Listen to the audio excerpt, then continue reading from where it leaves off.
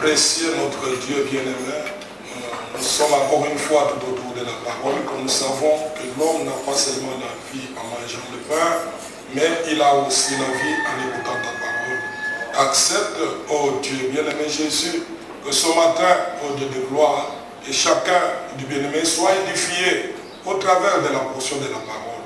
Puisque nous savons que dans ta parole, il y a la vie, il y a la délivrance, il y a la guérison, il y a le salut, Seigneur Jésus. Daigne accorder cette grâce à chacun de nous. Pendant que nous sommes venus ici, Seigneur, les uns sont malades, les autres sont possédés par le mauvais esprit. Les autres, oh Dieu bien-aimé, ce sont des pécheurs qui désirent être sauvés. Alors, Seigneur, descends dans ta grandeur. Bien-aimé, sauve les âmes de tes enfants. Délivre-le, ô Dieu. Que ça ne soit pas de la même manière, ô Dieu bien-aimé, comme ils sont venus, qu'ils puissent retourner à bord comme cela. Mais que toi, Dieu, tu fasses quelque chose. Ainsi, bénis cette réunion, ô Dieu de gloire. Pendant que nous condamnons tout autre esprit qui ne connaisse pas ton nom. Ô Dieu, sois maudit et sois transporté très loin dans les lieux arides. Et que toi, le véritable Saint-Esprit, tu puisses oindre la réunion et que la réunion soit bénie à tel point que, oh Dieu, nos âmes soient satisfaites, Seigneur.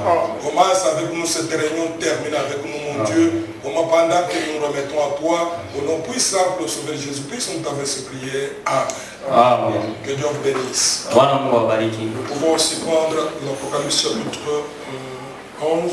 Tunaweza chukua tena kitabu cha Ufunuo sura yake ya 11. Verset 4. Mstari yake ya 4. Nous prendrons juste le verset 4. Tachukua tu hiyo mstari ya 4. Apocalypse chapitre 11. Ufunuo 11. Verset 4. Mstari yake ya 4. Ce sont les deux oliviers et les deux chandeliers qui se tiennent devant le Seigneur de la terre. Oui. Dio. Je crois que vraiment nous avons passé une très bonne semaine. Naamini tulipitiza wiki mzuri kabisa. Nous avons remarqué qu'il y avait trop d'absence. Tulitambua kama kulikuwa watu wengi ambao walikuwa na lofa. Et vraiment nous avons compris réellement que beaucoup sont des croyants de dimanche. Tuliamini kama wengi ni waaminifu wa siku ya Mungu. Je crois qu'au cours de la semaine, ils peuvent s'occuper de leurs affaires, ils peuvent aller au travail, au marché. Naamini kadiri ya wiki wanaweza kushughulikia biashara, makazi na kwenda kusoko. Alors que pendant que nous étions en train de sonder les Écritures, na wakati tulikuwa tunachunguza maandiko, nous avons trouvé réellement que le temps était en train de se terminer pour les gens de nations. Tulikuwa tunatambua kama wakati ilikuwa inamalizika kwa watu wa mataifa. Et que nous avons lu le prophète dire que nous sommes au moment où les gens crieront que la mort vienne les prendre, mais la mort ne viendra pas sur eux. Na nabii alisema tuko wakati ambao watu watasema kifo kije juu yetu na kifo hakitakuwa juu yao. Pourquoi? Puisque plusieurs sont en train de dénigrer, de mépriser la miséricorde et la grâce que Dieu leur a offert. Juu ya nini tu watu wengi wanakuwa na dharau, wanakuwa na katala neema na rehema ambao Mungu aliwatolea. Alors que c'est le temps de la repentance pour les nations. Ni wakati ya kutubu ndio watu wa mataifa. Et c'est le temps où les gens doivent consacrer vraiment leur vie à Dieu. Ni wakati ambao watu wanapaswa kutolea maisha yao kwa Mungu. Alors Femme dit que réellement ce n'est pas un temps où les gens doivent être distraits. Basi ndugu Branham anasema iko wakati ambao watu wanapaswa kupumbazika. C'est le temps où les gens doivent vraiment examiner, regarder leur vie. Est-ce qu'ils sont déjà arrivés à marcher avec Dieu, à être unis avec Dieu? Ni wakati ambao watu wanapaswa kuchunguza eti washafika na Mungu, washaweza kutembea na Mungu. Et nous avons lu dans le 6e psaume, 360 et 366. Tulisoma mkitoe nyuri ya 6, mkitoe yake ya 306. Alors, comme il y a des chrétiens de dimanche, pour bien avancer, parce que sinon ils ne vont pas comprendre ce que nous avons parlé. Jinsi kunakuwa wa Kristiani wa siku ya Mungu ndio kuendelea mzuri, sivyo hawawezi kuelewa ile ambayo tulikuwa nasemezea. Alors, j'aimerais peut-être leur lire quelque chose. Napenda kuwasomea kitu fulani. Pour leur mettre aussi la page. nao wapate kujua ile ambayo tulisemezea kadiri ya wiki. Puisque peut-être qu'ils sont en train de prendre les choses à la légère. Saa zingine tunakuwa tunachukua vitu ya michezo À cause juste de l'ignorance. juu ya kutojua. Et peut-être à cause aussi de négligence. Saa zingine ni vitu ya kudharau au kusula. Alors que c'est un temps vraiment que nous ne devons pas blaguer. Itakuwa ni wakati ambao tupaswe kufanya michezo. C'est un temps réellement que nous devons nous repentir. Ni wakati ambao tunapaswa kutubu. Le 6e saut, paragraphe 360, Frère Branham dit. Muhuri ya 6 mkituo yake ya 316. Remarquez le dernier verset du 6e saut. Tambueni hiyo andiko ya mwisho ya muhuri ya 6. Ouvert ceux qui s'étaient moqués de la prédication de la parole. Kwa hao ambao walikuwa wanachekelea mahubiri ya neno. De la parole du Dieu vivant. Neno ya Mungu aliye hai. Confirmé. Yenye kuhakikishiwa. Alors que ces prophètes s'étaient tenus là à accomplir les miracles. Wakati ambao wanabii walisimama hapo wakitimiza maishara. À éteindre le soleil. Kwa kusimamisha jua. Et tout le reste. Na mabaki ya vitu. Tout au long de l'âge. Kadiri ya vizazi. Vous voyez. Mnaelewa? Il criait au rocher. Walikuwa wanalalamika kumyamba. Et aux montagnes de le cacher. Na kumilima ipate kuwaficha. Vous voyez.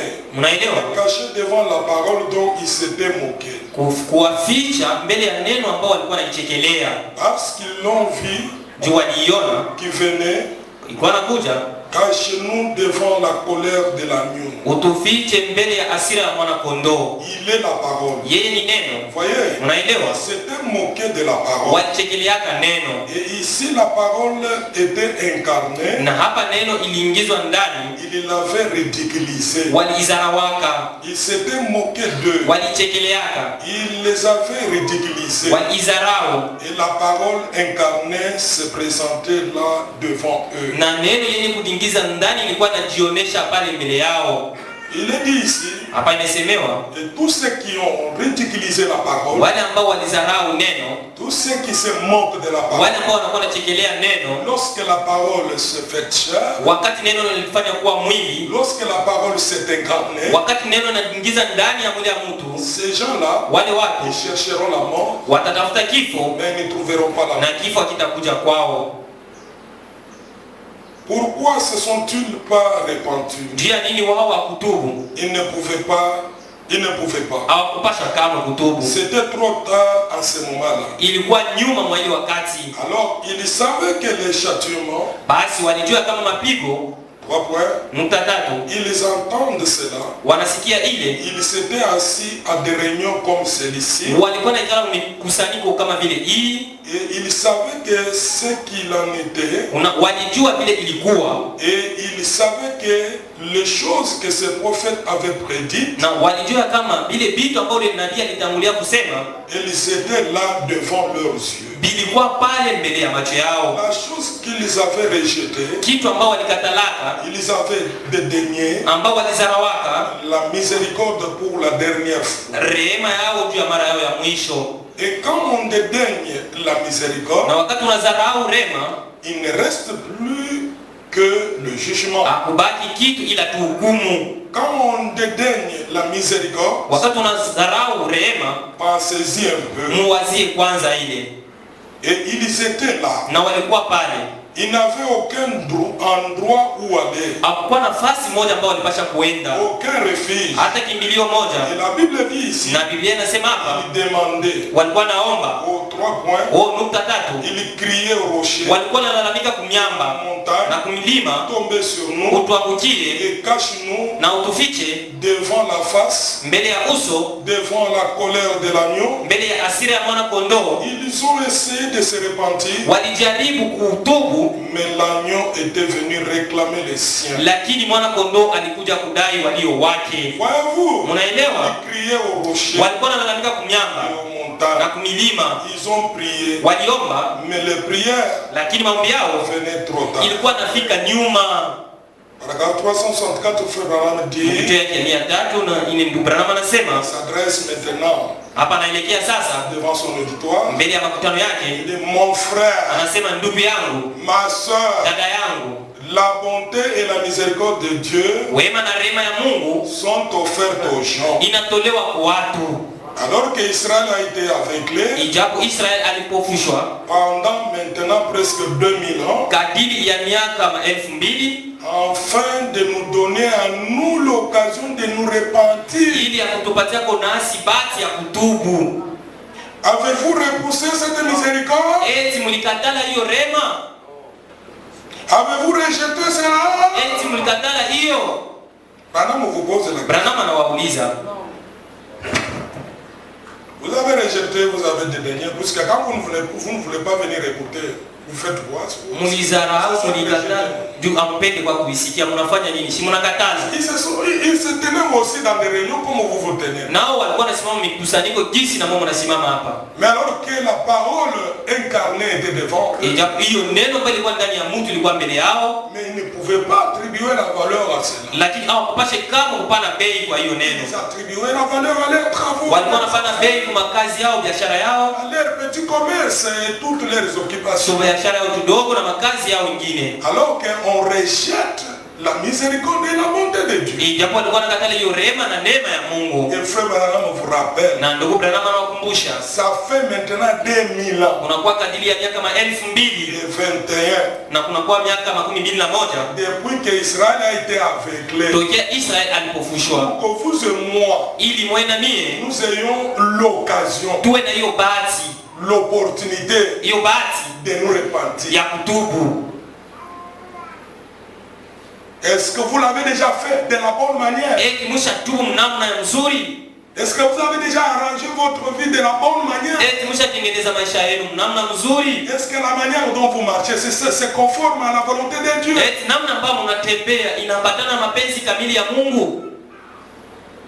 La miséricorde de Dieu. Mais quand vous ne voulez pas écouter la parole, puisque Frère dit, lorsqu'on commence à se plaindre pour aller à l'église, ça prouve qu'on n'aime pas Dieu. On n'aime pas Dieu. Alors que la parole nous dit que ne soyez pas des idolâtres. L'idolâtrie c'est quoi? La chose que vous aimez plus que Dieu. Vous avez le temps à donner à Dieu. Vous savez comme David dit, ce ne sont pas des morts qui adorent le Seigneur. Ce ne sont pas des morts qui adorent le Seigneur. Je crois si nous pouvons lire cela dans Psaume 115.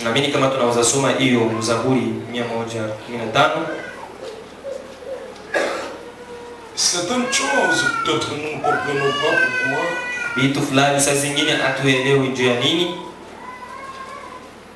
pourquoi les gens négligent Dieu et négligent la parole.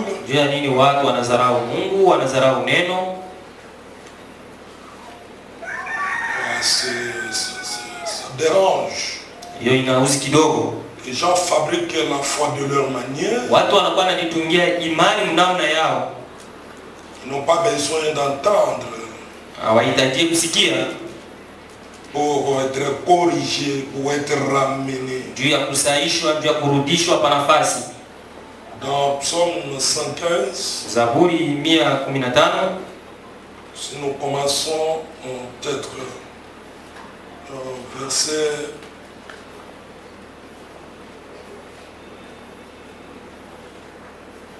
pour gagner le temps. Oui, nous pouvons commencer au verset 9.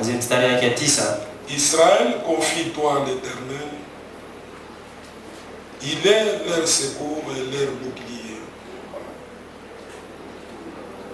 Maison d'Aaron, confie-toi à l'Éternel. Il est leur secours et leur bouclier. Vous qui craignez l'Éternel, confiez-vous à l'Éternel. Il est leur secours et leur bouclier.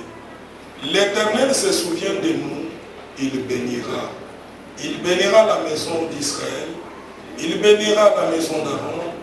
Il bénira ceux qui craignent l'Éternel, les petits et les grands. L'Éternel vous multipliera ses faveurs à vous et à vos enfants. Soyez bénis par l'Éternel qui a fait les cieux et la terre. Les cieux sont les cieux de l'Éternel Mais il a donné la terre au Fils de l'homme. Ce ne sont pas les morts qui s'élèvent vers l'Éternel. Ce n'est aucun de ceux qui descendent dans le lieu du silence. Mais nous bénirons l'Éternel dès maintenant et à jamais. Louez l'Éternel. Je crois que ce ne sont pas des morts qui doivent célébrer l'Éternel. Et si vous refusez de célébrer l'Éternel, je comprends que vous êtes des morts. Il n'y a que les morts qui ne peuvent pas célébrer l'Éternel. Tu peux être mort, mais tu es en train de marcher. Tu vis, tu manges, tu es bien vêtu, tu recules, mais tu es mort. Puisqu'il n'y a que les morts qui ne peuvent pas adorer notre Dieu. Amen, amen. Et je comprends bien. Oh, que le Seigneur soit avec nous. Ceux qui descendent dans le lieu aride, dans l'enfer, ils n'ont pas besoin de Dieu. Ils n'ont pas besoin de Dieu. Et si vous n'avez pas besoin de Dieu, vous scellez votre destinée. Vous connaissez là où vous allez. Mais notre travail, c'est de vous rappeler, c'est de vous censurer, de vous répéter ces choses, pour que même les jours que tu vas te retrouver dans l'enfer, que tu ne sois pas surpris. Ça c'est l'héritage. L'héritage est réservé à un enfant chéri. Alléluia. Soyez un enfant chéri pour bénéficier de l'héritage. L'héritage, c'est la vie éternelle. Amen. Est-ce que vous croyez cela? Amen. Dieu il connaît. Il fait des choses avec les calculs. Il connaît ce qu'il fait. Si vous regardez très bien, vous verrez que nous ici, comme nous avons dit vendredi, le chandelier que vous voyez, il représente et nous les gentils et les juifs. Pourquoi? Puisque ça a une seule base. Que ça soit juif, que ce soit gentil, ça doit être seul Dieu. Si nous l'adorons comme nous l'adorons, il est aussi si réel. Alléluia. Pendant que nous l'adorons. Même si elle ne croit pas, nous avons Dieu. Nous l'avons. Et ce Dieu-là, c'est sa parole. C'est cette parole que nous écoutons. Le chandelier, une seule base. Là où il y a l'huile olivier qu'on mettait là-bas, là où les mèches tiraient, ceci représente nous les gentils avec les 7 âges de l'église. Et ceci représente aussi le chiffre. Pour dire, nous avons qu'un seul esprit. C'est pourquoi Paul leur disait, tout ce qui est arrivé dans la vie de Moïse nous sert d'exemple. Qu'est-ce qui est arrivé dans la vie de Moïse? Il s'est tenu devant un rocher frappé qui a libéré de l'eau. Ils ont bu. Ils ont bu. Ils ont senti. Ils étaient apaisés dans leur soif. Il faut me dire, l'eau représente le salut pour nous les gens. Si nous parlons en termes de l'eau aujourd'hui, nous parlons de notre salut. Nous avons aussi ici avec nous le rocher brisé qui nous produit de l'eau, qui nous produit la parole, qui nous produit la vie. Et ceux qui ont la vie, na wenye kuwa na uzima fait preuve de la vie. wanaonesha ile uzima ambao uko nayo. Quand quelqu'un a la vie, Wakati mtu yuko na uzima, il ne pas se batailler. hakuna mambo ya kupigana pigana. Quelqu'un a la vie, il a Wakati la mtu vie. yuko na uzima eko nayo. Et la vie, vous devez la sentir. Na hiyo uzima mnapaswa kuisikia ndani yenu. La vie, c'est Dieu. Na hiyo uzima ni Mungu. Quand Dieu est en vous, Wakati Mungu yuko ndani yenu, il est l'équilibre. yeye analeta msimamo kubyote. La paix. Yeye anakuwa na Il amani, console. anafariji, Il bénit. anabariki, Il élève. anainua, Il soutient. anasimamia, naye anakinga, Il sécurise. anakinga. Nous avons besoin d'un Dieu qui sécurise. Tunahitajia Mungu mwenye Nous kutukinga. avons besoin d'un Dieu qui nous protège. Tunahitajia Mungu mwenye Nous kutulinda. avons un Dieu qui sort. Tunahitajia Mungu mwenye kuokoa. C'est ce Dieu-là dont nous avons Ni besoin. huyo Mungu ambao Est-ce tunamhitajia. qu'on a aussi besoin de ce Dieu? Eti nani mnahitajia huyo Mungu? Il est ici présent. Yeye eko hapa tayari. Le Dieu là qui était dans l'Ancien Testament. Huyo Mungu ambaye alikuwa mwagano la kale. Frère Branham a dit, Ndugu Branham anasema en se référant de l'Apocalypse chapitre 11, kwa kuangalilia Ufunuo 11 sixième saut, muri ya 6. Ndugu Branham anasema paragraphe 191. mkitio yake ya 191.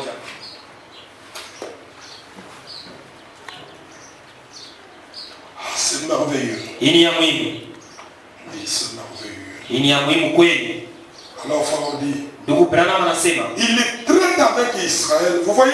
haya yanatumika na Israeli. Unaelewa? Vous voyez? Unaelewa? Ici, c'est de l'autre côté. Hapa ni kungambo yetu. C'est le moment où Israël reçoit le message du royaume. Ni wakati ambapo Israeli anapokea ujumbe wa ufalme Par l'entremise des deux prophètes d'Apocalypse 11. kupitia au wanabii wawili wa Ufunuo 11.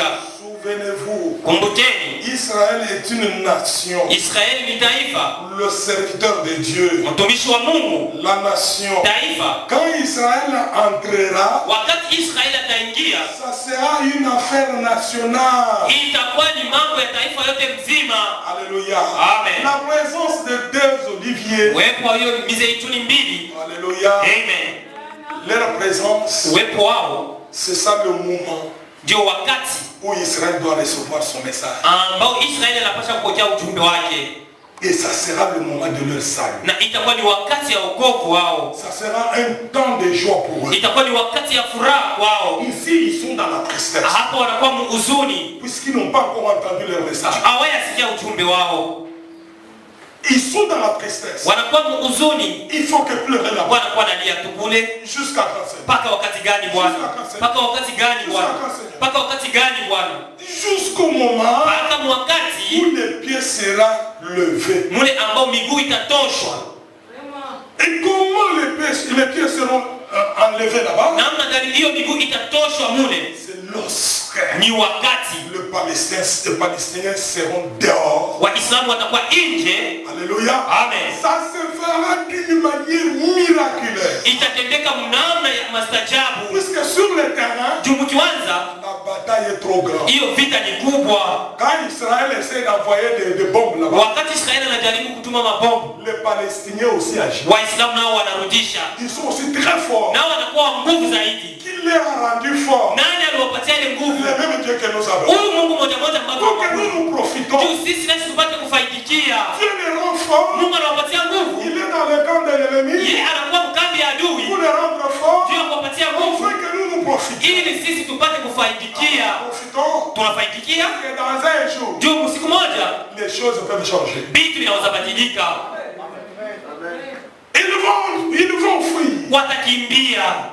Les mosquées là, Hiyo mamoskeni sera détruite. itabomolewa. C'est ce qui fait leur force. Ndio hiyo ambayo inakuwa inawapatia nguvu. Ça sera détruit. Itabomolewa. Israël va construire Israeli atajenga le troisième temple. hekalu ya tatu, Et quand il va construire le troisième temple, na wakati atajenga hekalu ya tatu il se prépare à l'adoration. ataanza sasa kujitayarisha juu ya maabudu. Est-ce que vous pensez qu'ils seront faiblards comme nous? Tunawazia watakuwa wadhaifu kama vile sisi. Ils savent qu'ils ont 3 ans et demi prophétique. Wanajua kama wanakuwa na miaka 3.5 ya unabii. Ils vont faire tout pour recevoir le Saint-Esprit. Watafanya yote ndio kupokea Roho Mtakatifu. Expérimenter Dieu. Kumwacha Mungu, L'adorer dans le maximum de temps. Kumwabudu mwile wakati ambayo itawapewa. Ils doivent adorer le Seigneur dans le maximum de temps. Watamwabudu Bwana mwile wakati ambayo itawapewa. Puisque la période prophétique, Ile wakati ya unabii, pour eux c'est 3 ans et demi. wao ni miaka 3 na nusu. Mais nous, Lakini sisi Dieu nous a donné un temps. Mungu alitupatia wakati. Amen. Dieu nous a donné un temps. Mungu alitupatia wakati. Comment nous ne pouvons pas prendre les choses au sérieux? Namna gani tunaweza kuchukua vitu na msimamo? Comment? Namna gani? L'âge que nous avons ici, Hii kizazi ambacho tuko nacho a commencé dans 1906. ilianzia 1906. Abraham est né après. Na Branham L'âge a commencé. alizaliwa kisha kizazi kuanza. Abraham a prêché. Namna alihubiri Quand il arrive wakati anafika en 1963, 1963 il voit anaona la tête dans les nuages. hiyo kichwa mwingo Et l'histoire na prophétique termine. ya unabii inamalizika. Abraham commence à dire, Branham anaanza sema je prédis na wazia que 1977, 1977 quand il commence à parler de toutes ces choses, wakati alianza sema juu ya vile vitu yote, donc le temps prophétique était déjà épuisé. nikisema hiyo wakati ya unabii ilikuwa ishamalizika. Les calculs de Dieu, Mahesabu ya Mungu ce ne sont pas vos calculs. haiko mahesabu yenu. Bien que Ingawa Mungu Branham anasema Dieu Mungu n'a pas fixé, akusimamisha n'a pas fixé Akusimamisha. une période pour les nations, wakati juu ya mataifa, mais il leur a dit, lakini aliwaambia vous verrez les signes, mutaona maalama, surveillez les signes. mchunguze maalama. Amen. Abraham nous dit, Na Branham anatuambia le même ange huyo malaika moja moja a retourné ambaye alirudia Israël dans sa part. alirudisha Israeli Le kwa même taifa yake, ange qui m'a parlé. ni malaika moja moja alisemezana nani Au même moment. mu wakati moja moja. Et quand nous voyons cela, Na wakati tunaona hiyo, il nous dit, regardez, anatuambia angalieni, Israël est notre horloge. Israeli ndiyo saa yetu. Si nous voulons savoir, Kama tunapenda kujua dans le plan prophétique, hiyo mambo ya unabii, sur à quel niveau, tunakuwa wakati gani? nous devons regarder Israël. Tunapasha kuangalia Vous Israeli. voyez Israël maintenant, Wakati tunaangalia Israeli sasa, il est mis au point. yeye anakuwa sasa ni muda, Il est au point. anakuwa tayari Donc, sasa, il attend yuko naongojea tu en un clin d'œil, kapa tu kwa jicho, tout change vyote vinabadilika pour qu'il adore. juu naye apate kuabudu. Mais toi qui adores aujourd'hui, Sasa wewe mwenye kuabudu leo tu adores comme s'il y a un lendemain. unaabudu ukisema kama kesho tena kuku masiku, Alors que l'ange a déjà dit, ijapo malaika shasema il n'y a plus du temps. hakuko tena wakati. Ils attendent leur naissance. Wanaongojea ujumbe wao. Pendant qu'ils attendent, Wakati wanaongojea, vous les gentils, vous avez déjà votre message. nini mataifa mnakuwa na ujumbe wenu? Vous avez déjà votre message. Mnakuwa na ujumbe wenu. Que faites-vous avec ce message? Mnafanya nini na hii ujumbe? C'est plutôt ça vous rend maintenant négligent. Hii inawafanya tena muwe watu wa kusula, Oh, n'avez même pas besoin de quoi que ce soit. amuhitajie aizuru kitu gani? Ah. Au gagner le temps, on fera Wakumbuka wakati Branham anasema 199. mkitoe yake ya 100 hapa Et puis après 199. que le Messie a été retranché, Kisha Masia kutoshwa, les nations ont eu leur âge de l'évangile. mataifa nao walipata kizazi chao cha Injili. Après la mort Kisha kifo et la résurrection du Seigneur Jésus. na ufufuko wa Bwana C'est ilianza. ça la période du salut pour les nations. Ndio wakati ya wokovu ndio watu wa C'est là mataifa. que l'évangile a Ni commencé pale Injili ilianzia avec l'apôtre Paul. na mtume Paulo. Et maintenant, Ça. nous sommes à la fin. Tunafika mwisho. L'évangile des nations s'arrête avec William Branham. Injili ya watu wa mataifa inasimama na William Marion Branham. Est-ce que William Branham est déjà là? William Marion Branham Est-ce qu'il ashakuya. a déjà prêché son message? Acha ubiri ujumbe wake. Il a déjà prêché. Acha ubiri. Bien que la folie frappe les gens aujourd'hui, Ingawa wazimu inakuwa napika watu leo. non, Branham est venu préparer un terrain pour celui qui doit venir. Hapana, Branham alikuwa kutayarisha tu kiwanja juu ya yule anapasha kuja. C'est une folie. Hiyo ni bazimu. Préparer l'arrivée de qui? Kutayarisha ujio wa nani? Qui doit venir encore? Nani ambaye anapaswa tena kuja? Avec quel message? Na ujumbe gani? Pour faire quoi? Kufanya tena nini? Puisque le message est couronné Ujumbe inavikwa taji par le livre serré de cette na kitabu chenye kupigwa mihuri 7. Et l'Amos nous dit, Amos naye anatuambia Dieu ne fait rien Mungu hafanyi kitu révéler ses secrets bila kufunua siri yake ses serviteurs de kwa watumishi wake wa nabii. Amen. À qui on a préparé le terrain Wewe ndiye unatayarisha kiwanja. pour nous dire quoi? Utakuwa kutuambia nini? Tu vas nous révéler aussi les sept choses. Utatufunulia tena hiyo mihuri 7? C'est la folie. Hiyo ni wazimu. Nous avons déjà notre message. Tushakuwa na ujumbe wetu. Le message est dans le corps. Ujumbe ndani ya Nous kambi. devons embrasser le message. Tunapaswa kumbatia ujumbe. Marcher selon le message. Tunapaswa kutembea kufuatana na Nous ujumbe. devons croire le message. Tunapaswa kuamini Nous ujumbe. devons avaler le message. Tunapaswa kumeza ujumbe. Amen. Le message doit être une personne. Ujumbe inapaswa kuwa mtu. Et c'est pourquoi c'est là. Amen. Le message. Ujumbe ni mtu. Quand nous plaçons le message, Wakati tunahubiri ujumbe, nous voyons l'homme de Branham. tunaona mtu wa Bwana. Et quand nous plaçons le Na message, wakati tunahubiri nous ujumbe, voyons les croyants. tunaona waaminifu wa ujumbe. Le message, c'est une personne. Ujumbe ni mtu. Alléluia. Amen. Quand on prêche le message, Wakati tunahubiri ujumbe, on voit dans la chicane. tunaona Malaki sura 4. Quand nous prêchons le message, Wakati tunahubiri ujumbe, on voit les rois du temps. tunaona wapataniwa wakati wa mwisho. Ndio ujumbe ile. C'est ça le message. Ndio ujumbe. Est-ce que vous les croyants? Eti nini ni waamini? Est-ce que je me tiens devant le Père? Eti nasimama mbele ya Je waaminifu. me tiens devant le croyant? Eti nasimama mbele ya waaminifu. Que Dieu vous bénisse. Bwana Mungu awabariki. Vous êtes les privilégiés. Mimi ni wenye kuwa na fadhili. Branham me dit que vous êtes les privilégiés. Branham anasema Mungu na fadhili. À cause de ce message, Juu ya hii ujumbe, même Jésus à son temps, il a dit, hata Yesu wakati wake Merci alisema, Père, asante Baba. ce que tu as caché Ile ambayo ulificha aux sages, watu wa hekima na watu wa akili tu as révélé. ulifunua. Ah, soyez bénis pour ça. Mubarikiwe juu ya hiyo. Amen. Mubarikiwe juu ya hiyo. Nos maisons soient bénies. Mama nyumba yenu ibarikiwe. À cause de cela, Juu ya hiyo. l'évangile, Injili l'évangile est là pour votre vie, iko hapa ndio maisha pour yenu. votre délivrance, Ndio ufungulivu pour wenu. votre salut. Ndio wokovu wenu. Amen, amen. Amen. Acclamons d'abord pour notre Dieu. Tushangilie kwanza.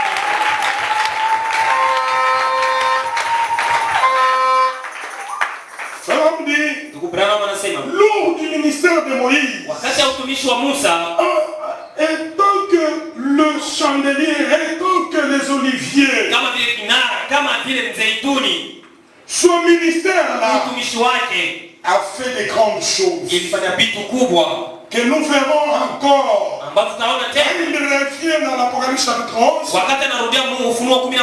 le ministère-là fera encore de grandes choses. Hiyo utumishi itatenda tena vitu kubwa. Puisqu'il y a un pouvoir Kuna mamlaka au uwezo dont ce ministère-là a été doté. ambao walipatia hiyo utumishi. Et frère me dit, Ndugu Branham anasema au paragraphe 272, mkicho yake 272 sixième saut, moja ya 6, William Branham dit, William Branham anasema maintenant, sasa prenons Exode chapitre 10, tuchukue kitabu ya Kutoka sura ya 10 versets 21 à 23. mstari yake 21, 23. Je crois que nous pouvons aussi lire ensemble les gars. Naamini tunaweza soma pamoja hiyo. Est-ce qu'on peut nous projeter cela? Eti anaweza tuonesha ile. Oh, c'est très bien ça. Hii ni nzuri hii. J'aimerais que nous le lisons ensemble. Napenda tusome pamoja Pour que nous puissions voir ili tupate kuona celui qui apporte le message ule mwenye kuleta ujumbe. chez les Juifs. Myuda Qu'est-ce qu'il va faire? atatenda nini? Qu'est-ce qu'il va manifester? Ataonekanisha nini? Comment sera ce message-là? Ujumbe wake utakuwa namna gani? Et cela sera en comparaison avec le message que nous avons reçu aussi. Na hayo italinganishwa na ujumbe ambao tulipokea Qu'est-ce nasi. que nous avons vu dans le message de William Branham? Tuliona nini mjumbe wa ndugu Branham? Ok, je vais vous lire alors. Naweza wasomea basi. L'Éternel dit à Moïse, Kwa milele akamwambia Musa, étends ta main vers le ciel nyosha mkono yako kumbingu et qu'il y ait des ténèbres sur le pays d'Égypte. na kuwe giza kwa nchi ya Misri. Vous avez déjà vu? Tends seulement ta main Nyosha tu mkono yako et qu'il y ait des ténèbres na kuwe giza sur le pays. kwa nchi ya Misri Et que l'on puisse le toucher. na wapate kuigusa Les ténèbres là, ile giza, wapate kuigusa. quelque chose peut se faire. Moïse étendit sa main vers le ciel. Et il y eut des pestes ténèbres dans tous les pays d'Égypte.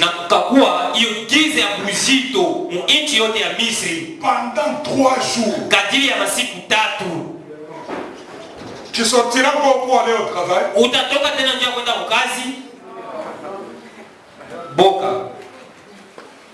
Tu iras à l'école. 3 jours. Quand l'Éternel dit, il dit, il faut craindre l'Éternel. Oh, on ne se voyait pas les uns les autres. Et personne ne se leva de sa place pendant 3 jours. C'est lui qui dormait. Les enfants, vous êtes là. Et dormez. 3 jours. Il ne faut pas jouer avec Dieu. Quand il dit craignons les nous de voler. On ne se voyait pas les uns et les autres. Et personne ne se leva de sa place pendant 3 jours. Mais il y avait de la lumière dans le lieu où habitaient tous les enfants d'Israël.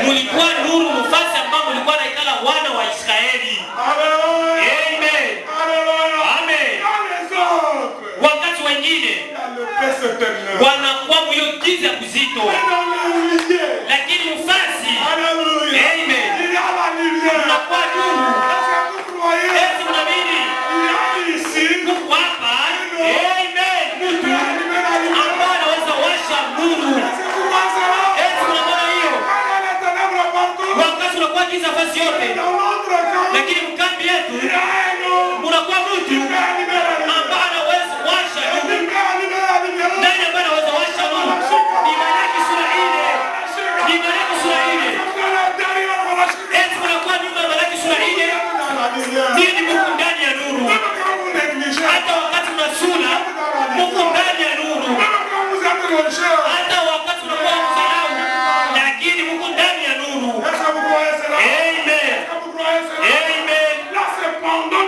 De Moïse. Ni wakati ya utumishi wa Musa. Ce n'est pas n'importe quel ministère. Haikuwa utumishi wote wote. Ce n'était pas n'importe quel ministère. Haikuwa utumishi wote wote. C'était sous le ministère de Moïse. Ilikuwa chini ya utumishi wa Musa. Mais quand Paul prend la parole, lakini wakati Paulo anachukua neno, anasema ile ambayo ilimfikia Musa inakusaidia kama vile mfano. Eti wa kizazi tuko na mtu kama vile Musa. Eti tuko naye. Eti tuko naye. Na sasa ule mtu ana tu mtu kule, lakini anakuwa naye na nuru kukichwa yake, kukichwa yake huku nuru. Ile nuru ni nuru gani? Ndio kuangazia taifa, ndio kuangazia taifa. Mutoke kati yao, tuku nuru hapa. Daima na Kiswahili, tuku nuru hapa. Eti unaweza karibia kwa ile nuru. Amen. Tuku neema ndani ya kambi. Tuku neema ndani ya kambi. Amen. Fasi yote masiku 3 hakuna tamu. Ne pouvait pas se lever. Akupasha kusimama. Bafasi ambayo alikuwa analala. Lakini wakati wao walikuwa pale mwenye giza mzito, lakini kulikuwa fasi. Je m'imagine que ceux qui étaient là-bas, na wazia kama wale ambao walikuwa mule, c'était à Goshen, n'est-ce pas? Ilikuwa ni Goshen, sivyo? Amen. Comme ils voyaient la lumière, jinsi wao walikuwa naona nuru, je ne sais pas s'ils étaient, sijui kama walikuwa hivi. Ils louaient Dieu, walikuwa na msifu Mungu, ils chantaient, walikuwa na mwimbia, ils le regardent là-bas, wanaangalia kule, ils vivent éternellement. wanasema giza kule, Malgré qu'ils étaient nombreux, ils étaient forts. À ce temps-là, l'Égypte était le pays le plus puissant du monde. Mais Dieu les a fait endormir pendant 3 jours. Pourquoi? Il voulait faire voir. Il y a un peuple. Ce peuple-là,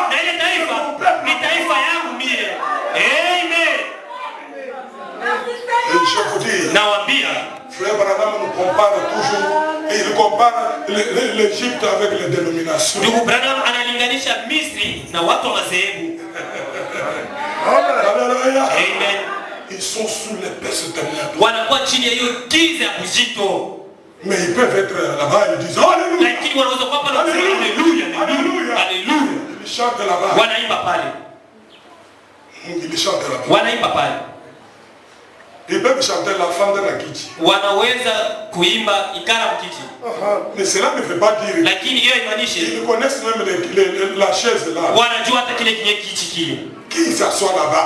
Nous sommes d'abord dans les temps. Les trônes. Il y a la fumée. Il faut avoir des révélations. Il va se mettre. Son trône est derrière.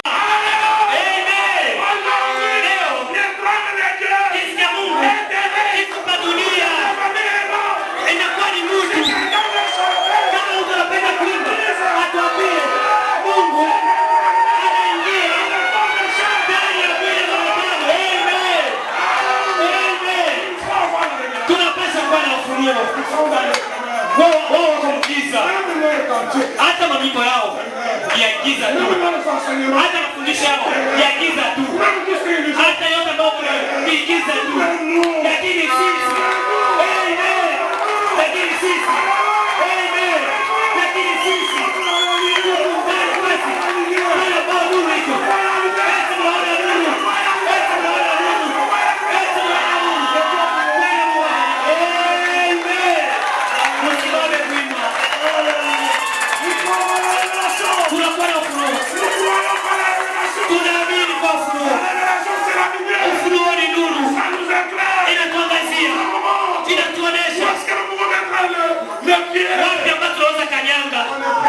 hatuwezi kufanya kitu chochote. Mafundisho ya Musa ni mafundisho pekee ambayo yanakuwa kamilifu. Mafundisho ya William Marion Branham, mafundisho pekee kamilifu. Eti mnaamini hivyo? Ndiyo pekee yenye kuwa kamilifu. Basi sisi wenye kuwa ndani ya nuru tuwe wana wa nuru. Tuoneshe hiyo nuru. Tuoneshe hiyo nuru. Tuoneshe hiyo nuru. Le temps est plein de transitions.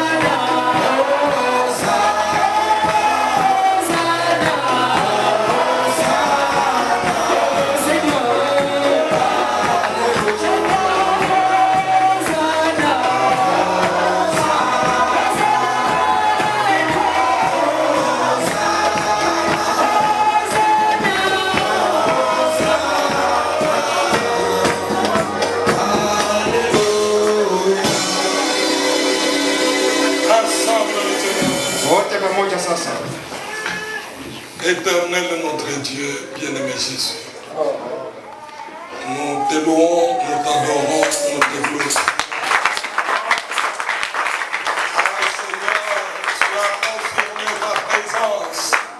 Au travers de ta parole, Seigneur Dieu bien-aimé, tu nous as révélé une chose dont au début peut-être nous étions ignorants.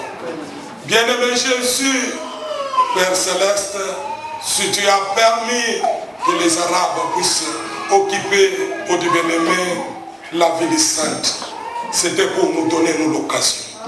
C'était pour nous donner l'opportunité d'entrer dans le royaume, d'entendre notre propre message pour notre salut. Seigneur Jésus, bien-aimé Père, tu ne pouvais pas permettre qu'un peuple, ô Dieu bien-aimé, étranger, puisse dominer sur ton peuple inutilement. Seigneur, c'était dans un but. Oh Dieu, nous voyons réellement que le but là, c'est pour nous donner l'accès. C'est pour nous donner l'accès à l'adoration. C'est pour nous donner l'accès à la vie éternelle. Oh mon Dieu, Seigneur Jésus, parfois tu nous conduis dans un chemin droit, mais nous ne comprenons pas. C'est la nature pécheresse que nous avons. C'est pourquoi nous demandons pardon. Puisque notre prophète nous a dit, Seigneur Jésus, si Israël était aveuglé, oh Dieu, c'était pour nous donner un temps de se repentir, un temps d'arranger notre vie, un temps de s'aligner sur les Écritures, de s'aligner sur la parole de Dieu, de vivre selon la parole de Dieu. Mais bien aimés, nous-mêmes nous ne comprenons pas. Nous mettons de légèreté, nous mettons de négligence. Seigneur Jésus, oh Dieu bien-aimé, nous nous écartons de ton vrai chemin. Alors Seigneur, s'il y a quelque chose que nous demandons, accorde-nous encore, oh Dieu bien-aimé, ta grâce, pour que nous puissions, oh Dieu, tenir comme jamais auparavant. Que là où il y avait des faiblesses, ce matin, que tu puisses redresser. Là où il y avait des négligences et des légèretés, que tu puisses redresser. Là où, Dieu bien-aimé, nous étions ignorants, oh Père, toi tu dis que tu es le Dieu de la révélation. Et regarde, tu as parlé à ton serviteur Moïse d'élever la main. Et lorsqu'il a levé la main, Seigneur, il y a le peste ténèbres en Égypte. Une chose impossible, mais c'était possible, Père. Et les Égyptiens sont restés à la place pendant 3 jours. Oh Dieu, mais pendant qu'eux, ils étaient dans les ténèbres, il y avait un lieu où se trouvait ton peuple, où se trouvaient tes enfants, là où il y avait la lumière. Seigneur Jésus, bien-aimé Père, William Madame nous a dit, Père Céleste, qu'aujourd'hui, ce que Dieu avait fait avec Moïse, il l'a fait avec nous. Bien-aimé, nous voyons un homme qui a levé la main. Il a donné cette vision, oh Dieu, qui caractérise ce monde. Et nous voyons, jour pour jour, chaque vision s'accomplir. Oh Dieu, jusqu'aujourd'hui, où nous voyons maintenant une vice-présidente, une femme, alors que Seigneur, ça a été dû par William Branham. Et nous savons que Seigneur Jésus, à la manière où les choses vont, bien aimé, cette femme, oh Dieu, si elle arrive à prendre la première place, la présidence de l'Amérique, alors beaucoup de choses vont tourner au revers. Oh Dieu, bien aimé, il y aura une perversion totale. Et cette perversion-là, c'est ce que William Branham a levé la main pour dire que c'est le peste ténèbres. Oh Dieu de gloire, c'est ce que nous voyons dans le monde. Actuellement, oh Dieu bien aimé, les choses que William Branham avait dit, que l'esprit des ténèbres est en train de gagner peu à peu le monde. Et cet esprit des ténèbres est en train de gagner peu à peu les églises. Oh Dieu, nous avons vu cela s'accomplir. Papa, qu'en est-il de nous qui vivons maintenant dans un lieu où il y a la lumière? Et la lumière, c'est ta parole. La lumière, c'est toi Dieu. Et William Branham nous a dit, oh Père éternel, nous vivons au temps, Seigneur Jésus, où il y a la tête dans les nuages. Et nous avons vu cela. Il y a même une photo qui a été prise pour cela. Alors c'est mon Dieu. Toi tu ne peux pas faire des prodiges et des miracles pour rien. Tu le fais pour un but. Et je crois que Seigneur, personne ne peut venir à toi à moins que le Père l'attire. Et je crois que Seigneur, aucun d'entre nous n'est venu de lui-même. C'est toi Dieu qui les a attirés. Mais ainsi Seigneur Jésus, tu n'as jamais fait un travail à moitié. Quand tu commences un travail, tu es celui qui n'est pas fait. Alors je te prie, toi le Dieu Tout-Puissant, toi le Dieu de ce glorieux et puissant message, que tu puisses entrer dans la vie de mon frère, que tu puisses entrer dans la vie de ma soeur, pour les libérer, pour libérer sa vie, pour libérer sa famille. Oh Dieu. Je sais que David nous a dit, craignez l'Éternel. Vous qui craignez l'Éternel, soyez bénis. Et David a dit, vous qui craignez l'Éternel, l'Éternel va multiplier ses faveurs envers vous et envers vos enfants. Seigneur, toi tu dis au travers de ta parole, Seigneur, que tu bénis les petits et tu bénis les grands. Je crois que cette parole ne peut pas sortir pour retourner à toi sans créer ses effets. En aucun cas, Seigneur. Si mon frère était venu découragé, si ma soeur était venue découragée, si mon frère était venu malade, ma soeur était venue malade, mon frère était venu posséder, ma soeur était venue posséder, la délivrance provient de la parole. Et la parole, c'est ce qu'il vient d'entendre, Seigneur. Je sais, au Dieu de gloire, tu nous as envoyé un prophète. Un prophète avec la colonne de feu sur sa tête, pour confirmer, pour montrer que toi, Dieu, bien-aimé Jésus, tu es dans cet âge de la fin. Pour terminer l'histoire, oh Dieu bien-aimé de ce monde, puisque c'est le dernier âge, là où il y a le mystère, qui doit terminer l'histoire de ce monde. Mais papa, je sais, quand nous regardons les signes, quand nous regardons, oh Dieu bien-aimé Seigneur Jésus, oh Dieu tout-puissant Père éternel, tout ce qui se présente, les actions, bien-aimés, nous voyons réellement que nous sommes à la fin et tout est terminé. Car nous voyons même les gens qui pouvaient tenir bel et bien dans la parole, aujourd'hui sont en train de rétrograder. Alors que ta parole dit, celui qui a touché au don céleste, s'il tombe, il ne peut pas se relever. Oh mon Dieu, bien-aimé, ne permets pas que mon frère, bien-aimé Jésus, puisse être dans ces conditions-là. Ne permets que ma soeur soit dans ces conditions-là. Toi, tu es Dieu. Écoute ma prière en faveur d'eux. En faveur d'eux. C'est toi, Dieu, qui a envoyé la grâce. Oh Dieu, bien que nous savons que la grâce est la grâce, car c'est lui qui reçoit comme grâce. Bien-aimé, dispose seulement leur entendement. Dispose seulement leur cœur. Fortifie leur âme. Édifie-les davantage. Oh Dieu, sème, Dieu bien-aimé, dans leur cœur la crainte, l'obéissance. Comme le prophète a dit, Dieu a besoin de gens qui obéissent à sa parole. Oh Dieu, Moïse à son temps, il s'est tenu strictement à la parole. Aide-nous aussi à nous tenir strictement à la parole. Seigneur Jésus, bien-aimé Père, quel que soit le problème qui peut nous envahir, mais toi envoie l'onction spéciale pour nous délivrer, pour nous sauver, pour que Seigneur, dès aujourd'hui, Papa, ce ne sont pas des morts qui t'adorent, ce ne sont pas des morts qui te louent, ce ne sont pas des morts qui peuvent, ce ne sont même pas ceux qui descendent dans les fosses qui peuvent t'adorer. Non, ceux qui t'adorent sont ceux-là qui ont bénéficié de ta grâce. Tels qu'ils sont là, ils ont bénéficié de ta grâce. Alors accepte, Seigneur, oh Dieu, ce matin, que chacun puisse remuer sa foi, puisse remuer son âme pour s'attacher, pour se consacrer des croyants du dernier jour. Je sais que c'est l'ennemi. Ainsi, toi, le diable Satan, qui lie les enfants de Dieu, cède au nom de Jésus.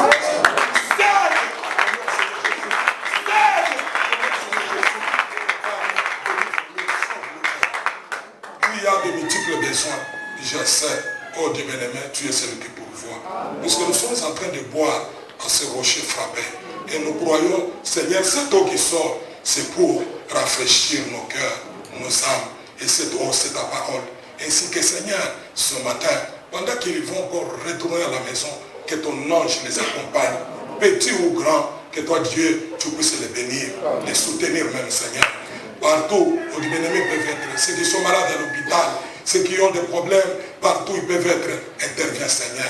Quand tu béniras cette église, n'oublie pas la berger de Kilwa Seigneur, bénis aussi cette œuvre-là. Oh Dieu, n'oublie pas, oh Dieu bien-aimé, tous tes serviteurs qui sont attachés à notre ministère, bénis les églises qu'ils conduisent. Seigneur Jésus, bénis, oh Dieu bien-aimé, la famille Branham. Bénis encore une fois Israël, ton peuple. Bénis encore une fois, Seigneur, tous ceux qui travaillent dans ta maison, tous ceux qui te servent dans leur sincérité, oh Dieu, avec crainte et tremblement, bénis les Seigneur. Soutiens-les, mon Dieu, accorde-les la grâce. Est-ce que nous croyons que ce matin, nous n'étions pas seuls, nous étions avec toi. Nous avons senti ta présence. Et nous croyons que cette présence-là va nous accompagner jusqu'à la maison. Oh Dieu, lorsque tu vas nous donner encore la soif et la faim de ta parole, oh Dieu, de nous retourner encore mercredi, vendredi, oh Dieu, écouter encore ta parole pour être réconfortés, nous ne manquerons jamais de te louer pour cela. Et si pour cela, reçois la gloire.